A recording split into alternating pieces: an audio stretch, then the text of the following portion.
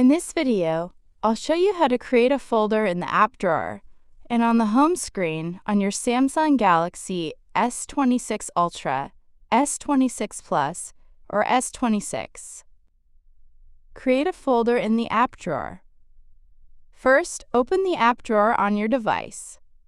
Next, long press the first app that you want to include in the folder. Tap on Select, and then choose the other apps you want to add to the folder.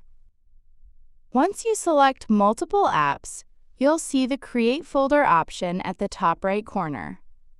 Tap on Create Folder. Now the folder will be created. You can enter a name for the folder by tapping on the folder name field and typing the name you want.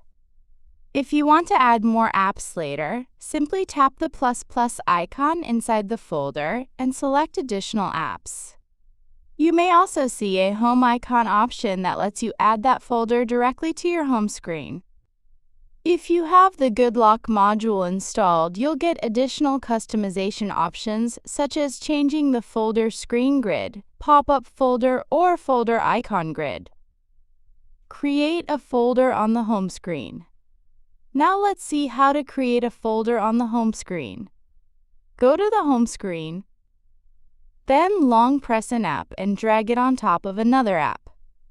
Once you drop it, a folder will be created automatically.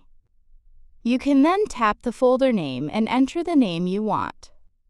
In the latest One UI versions, folder color customization has been removed, although older versions allowed you to change the folder colors directly.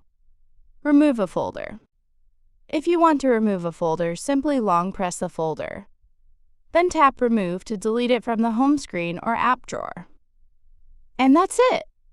That's how you can create and manage folders on the Samsung Galaxy S26 series.